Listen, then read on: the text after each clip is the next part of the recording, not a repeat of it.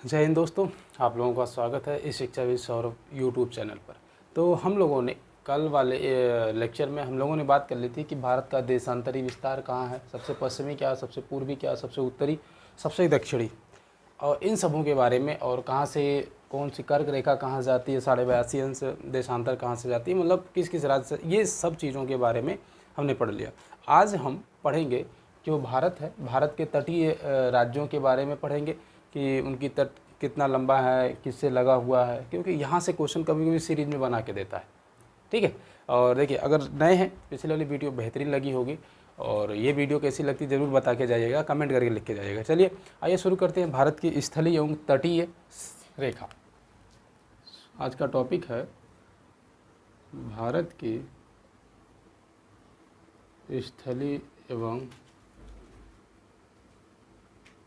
तटीय रेखा। पहले ये समझ लेंगे भारत की स्थलीय और तटीय रेखा कहाँ कहाँ से बन रही है, इस बात को समझेंगे। देखिए, अगर पूछता है कि भारत की मुख्य भूभाग की स्थलीय रेखा, मतलब मुख्य भूभाग की बात करेंगे, यहाँ से लेके ये पूरा, अगर पूरा काउंट करके आप जाएंगे, लगभग 15,200 किलोमीटर के आसपास पड़ेगा। तो 15,200 किलोमीटर ही माना जाता है। तो अब लिखेंगे भारत की मुख्य भूमि की स्थलीय सीमा रेखा, मुख्य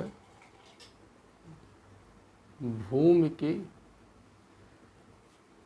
स्थलीय सीमा रेखा कितनी आएगी? 15,200 किलोमीटर।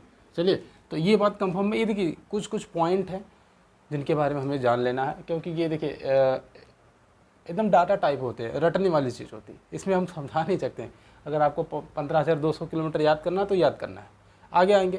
देखिए, भारत की मुख्य भूमि की तटीय लंबाई, मुख्य भूमि की तटीय लंबाई। अब तट की बात करेंगे, मतलब अभी हम तो ये पूरे की बात कर रहे थे, पूरे भारत की। अब जो हमारा तट है, ये भारत का मुख्य भूभाग का तट, इसकी लंबाई की बात करेंगे। जो मैं मैप ड्रा कर रहा हूँ, ये जो तटीय क्षेत्र है यहाँ तक, इसकी बात करेंगे, क्योंकि यही तट है। बाद में बांग्लादेश आ जाता है, ये तट पे नहीं है। तो यहाँ तक हम तटीय क्षेत्रों के बारे में बात करेंगे।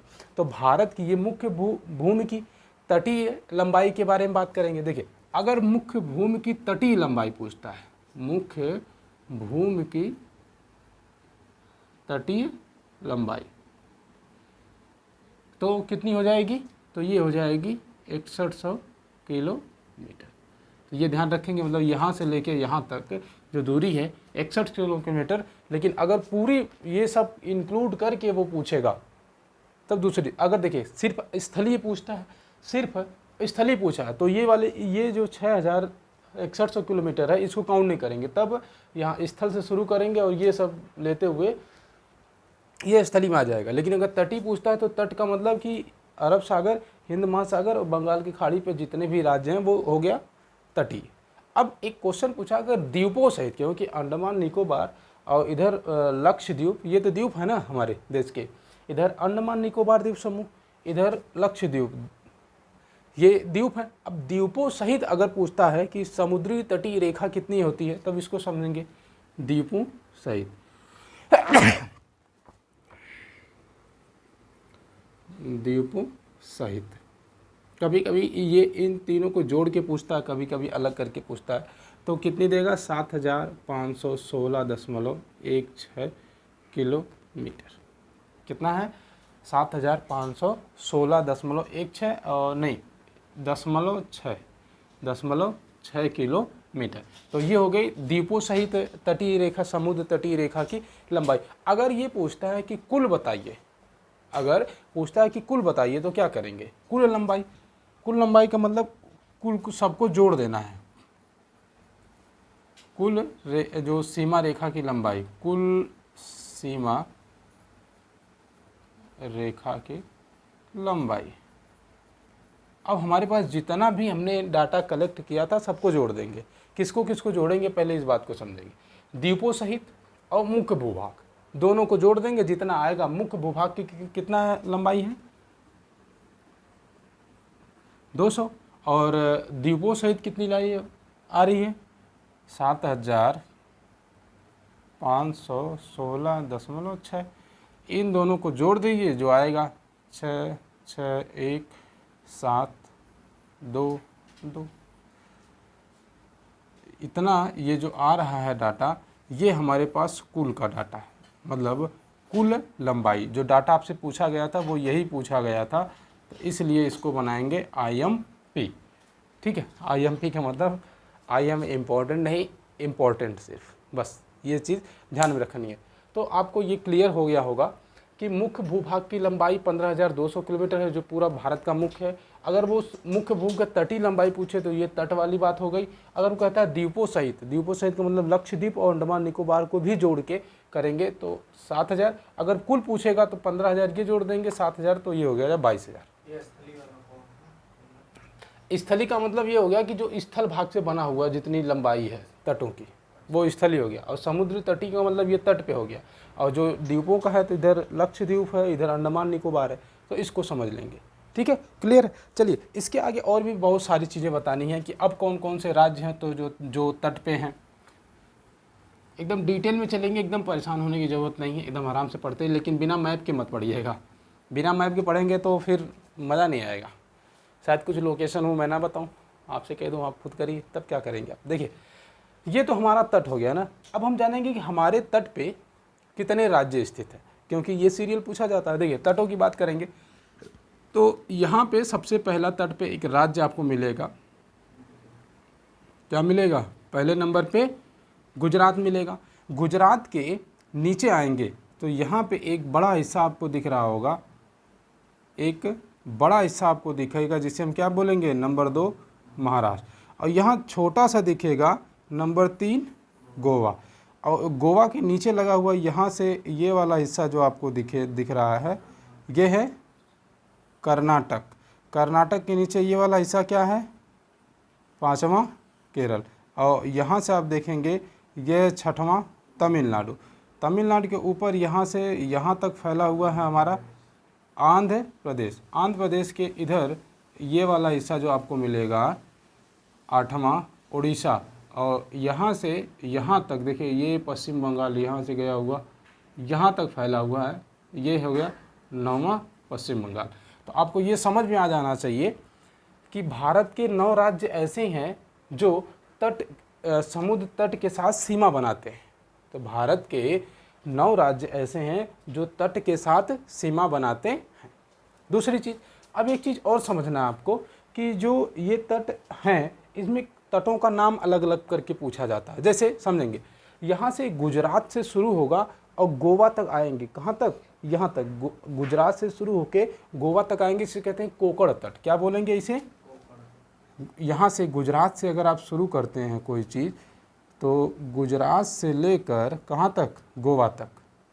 ये वाला जो हिस्सा होता है इसे नाम देते हैं कोकण तट। नाम याद रखेंगे, सीरीज याद रखेंगे। कहाँ से? यहाँ से शुरू होता है और कहाँ तक? गोवा तक।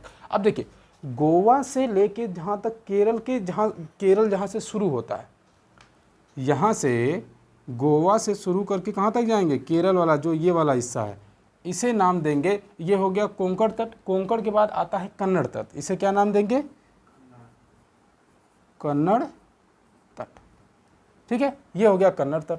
अब देखिए यहाँ से यहाँ तक मतलब तमिलनाडु के बीच तक अगर यहाँ तक जाएंगे आप तो केरल वाला जो पोजीशन है उसे कहेंगे, कौन सा तट बोलेंगे? मालाबार तट। तो आपको ये दिख रहा है साफ साफ कि जो हमारा पश्चिमी घाट है, पश्चिमी घाट पे हमको 3 तट दिख रहे हैं। कौन कौन से? कोकण, कन्नड़ और मालाबार। अब देखिए जो ये कन्नड़ तट है जो गोवा से शुरू होकर केरल तक आता है, इसे कौन नाम दे? कनारा तट भी बोलते हैं। कहीं कहीं से कनारा तट का नाम देता है, कनारा तट। तो ध्यान रखेंगे कन्नड़ तट को ही कनारा तट के नाम से भी जाना जाता है। तो यहाँ से शुरू होता है यहाँ तक, मतलब महाराष्ट्र के अंतिम छोर तक जाएंगे तो कोकण मिलेगा, उसके बाद यहाँ से नीचे कन्नड़ मिलेगा, यहाँ से जाएंगे तो मालाबार मिलेगा। अब समझे, आंध्र प्रदेश तक पहुँचे। अब इधर से चलेंगे यहाँ तक, आंध्र प्रदेश के बीच तक चलेंगे। कहाँ तक? आंध्र प्रदेश के बीच तक, यहाँ से यहाँ तक। ठीक है, तो यहाँ पे एक तट मिलेगा और उसके ऊपर ऊपरी जो यहाँ से देखिए यहाँ से लेके यहाँ तक जो तट आता है इसको बोलते हैं उत्तरी सरकार तट, उत्तरी सरकार तट। अब कहेंगे सर जी इसमें सरकार ये मतलब उस समय का नाम है तो वो प्रचलित हो गया तो वो चल रहा, चलने दीजिए। देखिए जो उत्तरी सरकार के नीचे जो तट तमिलनाडु तक आता है उसे हम नाम क्या देते हैं, कोरोमंडल तट। देखिए ये तट का नाम याद रखेंगे, कोरोमंडल तट, क्योंकि जब मैं पढ़ाऊँगा जलवायु तब ये सब तटों का नाम बार बार आएगा, कोरोमंडल तट, माराबा तट, ऐसे करके हमेशा पूछा जाएगा। तो एक चीज़ समझेंगे दो कि 1 2 3 4 5 मतलब पश्चिमी घाट पे कितने राज्य मिल रहे हैं, 5 6 7 8 9, और पूर्वी घाट पे कितने राज्य मिल रहे हैं, कितने मिल रहे हैं, 4, 1 2 3 4 4, मतलब 5 पश्चिमी पे और 6 पूर्वी पे। लेकिन अगर कुल मिला के पूछेगा तो कितना, 9, क्योंकि जो ये तमिलनाडु है और जो केरल है, जो तमिलनाडु है और केरल है, ये दोनों तट आधे आधे पे आ जाते हैं, समझ रहे हैं आप, ये दोनों तट आधे आधे पे आ जाते हैं। तो बस इतना चीज़ रखना है कि इधर 5 राज्य आएंगे, इधर कितने राज्य आ रहे हैं, 4 राज्य आ रहे हैं। अच्छा अगर आपको ये क्लियर हो गया हो तो पहला राज्य गुजरात है, दूसरा महाराष्ट्र है, तीसरा गोवा है, चौथा कर्नाटक है, केरल है, फिर तमिलनाडु है, फिर आंध्र प्रदेश है, उड़ीसा है और पश्चिम बंगाल है। तो इतने तो राज्य हो गए। अब समझेंगे इन राज्यों की एक विशेषता और है, क्या विशेषता है उस पर चर्चा करते हैं। देखेंगे अगर इसे मैं साफ कर देता हूँ तो ज़्यादा क्लियर समझ। 9 राज्य ऐसे थे जो समुद्र तट के साथ सीमा बना रहे थे, 9 राज्य ऐसे थे जो समुद्र तट के साथ सीमा बना। अब वो क्या करेगा, क्वेश्चन थोड़ा सा घुमाएगा। क्वेश्चन क्या घुमाएगा, क्वेश्चन ये कहेगा कि अच्छा बताइए भारत के वो कौन से राज्य हैं, कौन से केंद्र शासित प्रदेश हैं जो ना तो किसी देश के साथ सीमा बनाते हैं, ना तो किसी तट के साथ सीमा बनाते हैं, ना तो किसी जलराज से मिलते हैं, ना तो किसी देश से मिलते हैं। अब समझेंगे, ऊपर आइए, देखिए यहाँ पे एक राज्य आपको दिख रहा होगा, हरियाणा, ठीक है, यहाँ दिख रहा होगा क्या है, हरियाणा। देखिए हरियाणा है, किसी भी देश से सीमा बना रहा है, नहीं बना रहा है। चलिए यहाँ आइए, यहाँ पे आपको दिख रहा होगा मध्य प्रदेश, ये जो मैं ड्रा कर रहा हूँ ये हो गया मध्य एमपी, मध्य प्रदेश। देखिए ये भी किसी देश के साथ सीमा बना रहा है, नहीं। इसी का पड़ोसी है छत्तीसगढ़, इसी का पड़ोसी है छत्तीसगढ़, CH, ठीक है। तो छत्तीसगढ़ भी किसी से सीमा बना रहा है, नहीं बना रहा है। अगर उसी के नीचे देखेंगे यहाँ पे तमिलनाडु किसी देश के साथ सीमा बना रहा है क्या, तेलंगाना, तमिलनाडु सॉरी तेलंगाना, ये है तेलंगाना। तेलंगाना भी किसी के साथ सीमा बना रहा है क्या, किसी के साथ सीमा बना रहा है क्या, नहीं बना रहा है। तो देखिए और कोई ऐसे राज्य हैं, देखिए यहाँ पे छत्तीसगढ़ के बगल में एक देखेंगे आपको मिलेगा क्या, झारखंड, ये मिलेगा आपको झारखंड। तो झारखंड भी किसी के साथ सीमा नहीं बना रहा है। तो अब देखिए कितने राज्य हो गए जो किसी के साथ सीमा नहीं बनाते। तो 1 2 3 4 5, मतलब 5 भारत के ऐसे राज्य हैं जो किसी भी देश के साथ या किसी भी तट के साथ सीमा नहीं बनाते हैं। देखिए अगर ये किसी भी ना तो किसी देश के साथ सीमा बनाते हैं, ना तो किसी तट के साथ, तो इन्हें एक नाम दिया जाता है, इन्हें बोला जाता है land lock, land lock state, ठीक है। लैंड लॉक स्टेट कितने हैं भारत में, 5 है। अब पांचों का नाम आप लिख लेंगे कि हरियाणा है, MP है, छत्तीसगढ़ है, झारखंड है और तेलंगाना है, ठीक है। ये चीज़ पाएँ। अब अगर हिंदी में लैंड लॉक को वो कभी हो सकता है हिंदी में दे, तो इसे कहते हैं स्थल आबद्ध राज्य। क्या बोलेंगे, स्थल आबद्ध या स्थल अवरुद्ध बोल भी देते हैं, आबद्ध राज्य, ठीक है, क्लियर है। अब अच्छा एक चीज़ और बताएंगे, थोड़ी सी चीज़ों को और समझने की कोशिश करते हैं। क्या है थोड़ी चीज़ों में, देखिए गुजरात राज्य एक ऐसा राज्य है, गुजरात यहाँ मिलेगा। ये अगर क्लियर हो गया तो मैं इसे मिटाऊंगा क्योंकि अभी आगे काम है। देखिए ये है गुजरात, इसकी थोड़ी विशेषता की बात कर लेते हैं। देखिए क्योंकि देखिए ये चीज़ें समझने की हैं, मैप पे अगर आप देख के समझ जाते हैं तो बहुत बढ़िया है, नहीं समझ पाएंगे तो फिर गड़बड़ हो जाएगा। और यहाँ पे आपको मिलेगा पश्चिम बंगाल,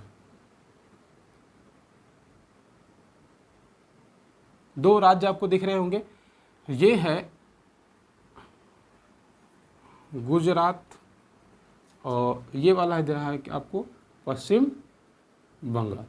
अब इनकी विशेषता क्या है, देखिए देख रहे हैं कि ये दोनों राज्य ऐसे हैं जो तट के साथ भी सीमा बनाते हैं, और किसी यहाँ पे है पाकिस्तान, ये वाला जो हिस्सा आपको दिख रहा है, ये वाला ऊपर वाला हिस्सा,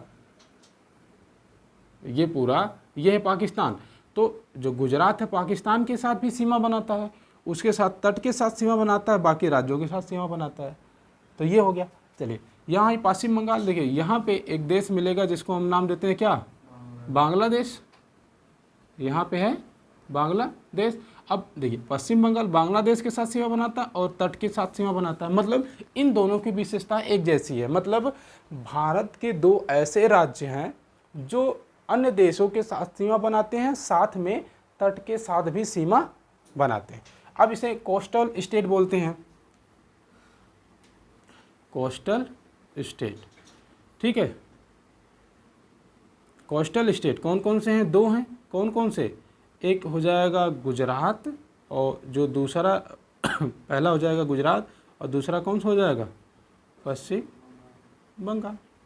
सीधी सीधी बात है, आपको एकदम क्लियर कट समझ में आ गई होगी कि 5 ऐसे राज्य हैं जो किसी भी देश के साथ सीमा नहीं बनाते हैं, साथ में किसी भी तट के साथ सीमा नहीं बनाते। लेकिन 2 ऐसे राज्य हैं जो देश के साथ सीमा बनाते हैं और तट के साथ भी सीमा बनाते हैं। तो मेरे समझ में ये आ गया आपको कि ये सारी चीज़ें आपको एकदम क्लियर समझ में आ गई होंगी कि हाँ एकदम सर क्लियर है, कोई भी कन्फ्यूजन नहीं है। अगर देखिए कोई कन्फ्यूजन हो रहा है तो बिना मैप के मत पढ़िएगा, क्योंकि अगर बिना मैप के पढ़ेंगे तो चीज़ें शायद समझ में ना आए। ठीक है। अच्छा, अगर एक चीज़ समझिएगा, इन चीज़ों से थोड़ा और आगे चलने की कोशिश करते हैं। ठीक है, 1 मिनट।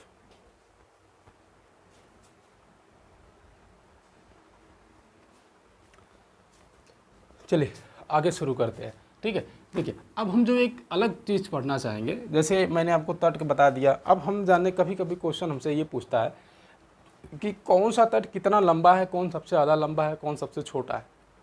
तो उस चीज़ को हम समझेंगे। जैसे अब हम जो अगला टॉपिक है वो है भारत के समुद्री तटीय राज्य, मतलब भारत के समुद्री तटीय राज्य, और यहाँ पे कुछ केंद्र शासित प्रदेश भी हैं। केंद्र शासित प्रदेश हैं, वो भी समुद्र का सीमा बनाते हैं। तब कौन कौन से हैं, उनकी लंबाई कितनी है, ये चीज़ हमें ध्यान में रखनी है। ठीक है, चलिए आइए शुरू करते हैं। देखिए क्या हम पढ़ेंगे, समुद्र तटीय राज्य, समुद्र तटीय राज्य। अब समुद्र तटीय राज्य को समझने की कोशिश करेंगे। अभी जैसे मैंने बताया था कि यहाँ पे आपको राज्य मिल रहा होगा जिसका नाम है क्या है, गुजरात। गुजरात के नीचे यहाँ से ये वाला पूरा हिस्सा आपको दिख रहा होगा, तो ये है महाराष्ट्र। महाराष्ट्र के नीचे यहाँ गोला टाइप है गोवा, और गोवा के नीचे वाला हिस्सा है कर्नाटक। देखिए अगर ऐसे मैप पे देखें ना तो एक दूसरे का पड़ोसी भी आपको याद हो जाएगा। और कर्नाटक के नीचे यहाँ तक है केरल, और यहाँ है ये है तमिलनाडु, और तमिलनाडु के ऊपर ये है ऐसे पूरा लंबा सा आंध्र प्रदेश, और आंध्र प्रदेश के इधर आपको मिलेगा उड़ीसा, उड़ीसा, और यहाँ आपको मिलेगा पश्चिम बंगाल। ठीक है, ये हमने आपको बताए थे कि ये पहला राज्य हो गया, ये दूसरा है, ये तीसरा है, ये चौथा है, ये पांचवा है, ये छठवां, ये सातवां, ये आठवां और ये 9वां। ये हो गए समुद्र तटीय राज्य। अब हमें जानना है कि कौन से राज्य की जो समुद्र तटीय सीमा है वो कितनी है। ठीक है, लिखेंगे। और देखिए समुद्र तटीय राज्य, अब केंद्र शासित की बात जान लीजिए। यहाँ से जो यहाँ से आपको दिख रहा होगा, ऐसे छोटा छोटा बिंदु दिख रहा होगा जिसको मैं बड़ा कर दे रहा हूँ, यहाँ ये पूरा हिस्सा अंडमान निकोबार है, ठीक है, ये है अंडमान निकोबार। और यहाँ पे छोटा छोटा दिख रहा होगा आपको, ठीक है, ये जो दिख रहा है यहाँ से यहाँ तक लक्षद्वीप है। तो ठीक है, अब इन चीज़ों को थोड़ा सा समझेंगे। समझने का मतलब है कि अब देखिए, अगर केंद्र शासित की बात करेंगे तो अंडमान निकोबार द्वीप समूह क्या आता है? केंद्र शासित प्रदेश है। अंडमान निकोबार द्वीप समूह केंद्र शासित प्रदेश है। अगर केंद्र शासित प्रदेश है तो उसकी कुछ तो सीमा होगी, तो उसकी जो समुद्र तटीय सीमा है वो पड़ती है 1962। कितनी है? 1962 किलोमीटर। किसकी? अंडमान एवं निकोबार, मतलब ए और एन की। देखिए मैंने 60 में लिखा, अंडमान एवं निकोबार की जो समुद्र तटीय सीमा है पूरे, वो कितनी है? 1962 किलोमीटर। अब आइए उसके बाद आते हैं यहाँ पे गुजरात पे आते हैं। गुजरात, अब गुजरात की देखेंगे तो गुजरात की जो सीमा है सबसे लंबी है। गुजरात की जो सीमा है, एकदम देख रहे होंगे आपको, सबसे लंबी है। तो ये चीज़ रखेंगे, गुजरात की जो तटीय समुद्र तटीय सीमा है वो भारत के जितने भी राज्य हैं सबसे लंबी तटीय सीमा है। दूसरी बात, अगर है कितनी, तो ये है 1214.70 किलोमीटर। तो ये याद रखेंगे, 12-14 याद रखेंगे तो गुजरात याद हो जाएगा। देखिए पश्चिमी, ये सबसे ज़्यादा, अगर यहाँ पे देखेंगे तो आंध्र प्रदेश मिलेगा। आंध्र प्रदेश पूर्वी तट पे सबसे लंबा है। तो अगर एपी की बात करेंगे, आंध्र प्रदेश, एपी का मतलब आंध्र प्रदेश। अब आंध्र प्रदेश की कितनी है? तो आंध्र प्रदेश की है 973.70 किलो। अच्छा, ये दशमलव की बात, कुछ अंक जो मैं लिख रहा हूँ ना, तो इसको बहुत समझिएगा, बहुत ज़्यादा परेशान मत होइएगा, वो कम ज़्यादा हो जाता है, तो आप ध्यान रखेंगे। देखिए गुजरात पश्चिमी तट पे सबसे लंबा है, सबसे लंबा है, और जो आंध्र प्रदेश है ये पूर्वी तट पे सबसे लंबा है। तो ये दोनों डाटा आप याद रखेंगे, आईएमपी भी बनाएंगे इसको। आईएमपी इसलिए बनाएंगे क्योंकि वो कभी कभी पूछेगा कि अगर भारत का सबसे ज़्यादा तट किसका लंबा है, तो गुजरात। लेकिन अगर कहेगा कि पश्चिमी तट का सबसे लंबा है, तब भी गुजरात। अब पूछ देगा कि पूर्वी तट का सबसे लंबा है, तब आंध्र प्रदेश बताएंगे। इस तरीके से भी खेल सकता है आपके साथ। आइए फिर देखेंगे तमिलनाडु। कहाँ पे आएंगे? तमिल की बात करेंगे, तमिलनाडु। देखिए तमिलनाडु पे अगर पहुँचते हैं तो तमिलनाडु की 906 समथिंग होती है, मतलब 90 समझ लीजिए किलोमीटर। इसको देख लेंगे, दशमलव के बाद आप परेशान नहीं होंगे कि सर किसी में कम, किसी किताब में ज़्यादा, किसी में कम दिया है, तो थोड़ा एनसीईआरटी पे ज़्यादा विश्वास करिएगा। तो तमिलनाडु में 906.90 किलोमीटर, तमिलनाडु हो गया। चलिए तमिलनाडु के बाद आते हैं महाराष्ट्र। तमिलनाडु के आगे हैं तो कहाँ पे? महाराष्ट्र। महाराष्ट्र की है 652.60 किलोमीटर। तो ये चीज़ आप ध्यान में रखेंगे। देखिए अगर ध्यान में नहीं रखेंगे ना, थोड़ा सा गड़बड़ी हो जाएगी। ये दशमलव के बाद आप टेंशन मत लीजिए, मैं बार बार बोल रहा हूँ, क्योंकि आपके दिमाग में कहीं की किताब में थोड़ा बहुत इधर उधर रहता है। तो महाराष्ट्र हो गया। केरल की बात करेंगे, अगर केरल की बात करते हैं तो देखिए केरल का है 569.70 किलोमीटर, केरल हो गया। चलिए केरल की बात आते हैं तो केरल के बाद उड़ीसा, उससे कम है। उड़ीसा का है 457 किलोमीटर। ठीक है, उड़ीसा दशमलव नहीं दिया है, तो उड़ीसा हो गया। उड़ीसा के बाद आते हैं कर्नाटक, उससे कम। उड़ीसा के बाद कर्नाटक, उससे कम 280 किलोमीटर। कितना है? 280 किलोमीटर। अब कर्नाटक के बाद आते हैं पश्चिम बंगाल। पश्चिम बंगाल, अगर पश्चिम बंगाल पे आते हैं तो 157 किलोमीटर। ठीक है, 157 किलोमीटर। अच्छा अब ये तो हो गया, ये तो राज्य हो गए। ठीक है, अब आते हैं लक्षद्वीप। जो ये लक्षद्वीप है, थोड़ा सा इधर लिखता हूँ, जो लक्षद्वीप है, इस लक्षद्वीप की जो तटीय पूरी है 132 किलोमीटर है। तो ये चीज़ आप ध्यान में रखेंगे, क्योंकि तो केंद्र शासित है, तो इसलिए मैंने इधर लिख दिया है। तो लक्षद्वीप हो गया। लक्षद्वीप देखिए गोवा मिलेगा आपको। क्या मिलेगा? गोवा। तो ये सबसे छोटा तटीय वाला राज्य हो जाएगा, क्योंकि भाई कितना तटीय है। तो अब पूछेंगे सर कितना है गोवा का, तो 151 किलोमीटर। 151 किलोमीटर। ठीक है, गोवा हो गया सबसे छोटा। अब देखिए पांडुचेरी है, पुडुचेरी जिसे बोलते हैं, क्या है, पुडुचेरी। अगर पुडुचेरी की बात करेंगे तो पुडुचेरी तो पूरा 4 जिला में फैला हुआ है, अभी बताएंगे कहाँ कहाँ पे है पुडुचेरी। तो उसका पड़ जाता है 31 किलोमीटर। और अगर दमन एवं दीव की बात करेंगे, अब तो एक हो गया है दमन एवं दीव की टोटल बात करेंगे तो आपको मिल जाएगा 27 किलोमीटर। ठीक है, इनको सब जोड़ लेंगे तो वो जो 7,500 आ रहा था वो एकदम आ जाएगा, परेशान नहीं होना है आपको। ठीक है, तो ये सारी चीज़ें एकदम क्लियर समझ में आ गई होंगी कैसे कैसे तट पे है। देखिए ये किलोमीटर पे आपको ज़्यादा ध्यान नहीं देना, ये पूछा भी नहीं जाएगा आपसे, लेकिन जो पूछा जाएगा वो मैं बता देता हूँ। गुजरात याद रखेंगे, आंध्र प्रदेश याद रखेंगे, यहाँ पे गोवा याद रखेंगे कि राज्यों में सबसे कम है। ठीक है, और यहाँ पे अंडमान निकोबार याद रखेंगे, केंद्र में सबसे ज़्यादा है। ठीक है, तो ये कुछ चीज़ें हैं जो आपको जान लेनी चाहिए, नॉर्मल चीज़ें हैं। अच्छा, एक चीज़ और बताऊं, जैसे लोकेशन की बात आती है तो लोकेशन आप ध्यान में रखेंगे। मैं अभी बता रहा था कि पुडुचेरी की बात की, पुडुचेरी एक जगह नहीं है। जैसे पुडुचेरी 31 किलोमीटर दिया है तो एक जगह नहीं है, पुडुचेरी के 4 जिले हैं। अब कहाँ कहाँ है ये समझ नहीं। केरल में एक मिलेगा माहे, केरल में पुडुचेरी का एक जिला मिलेगा केरल में माहे। उसके बाद कराईकल और पुडुचेरी ये तमिलनाडु में मिलेगा। मैं बता दूं, देखिए यहाँ पे आपको दिख रहा होगा, यहाँ पे पुडुचेरी है, यहाँ पे कराईकल है। ये दोनों पुडुचेरी के ही वो भाग है, पुडुचेरी। यहाँ पे पुडुचेरी है मेन वाला और उसका एक ज़िला है कराईकल। और अगर यहाँ पे करेंगे केरल में मैं बताऊँ तो यहाँ पे आपको मिलेगा माहे। क्या नाम मिलेगा, माहे। तो आपको ध्यान में रखना है कि माहे किस राज्य में पड़ता है, तो ये ध्यान में रखेंगे। तो माहे यहाँ हो गया, पुडुचेरी यहाँ हो गया, कराईकल यहाँ होगा। और एक है एनम, एनम मिलेगा आंध्र प्रदेश में। आंध्र प्रदेश में जाएंगे तो एनम मिलेगा, एनम यहाँ पे ये है यनम।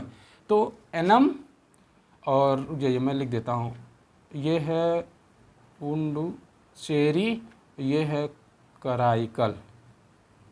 ठीक है, देखिए पुडुचेरी के 4 जिले हैं और 4 जिले कौन कौन से हैं। माहे केरल में पड़ता है, पुडुचेरी और कराईकल तमिलनाडु में पड़ता है, आंध्र प्रदेश में कौन पड़ता है, एनम।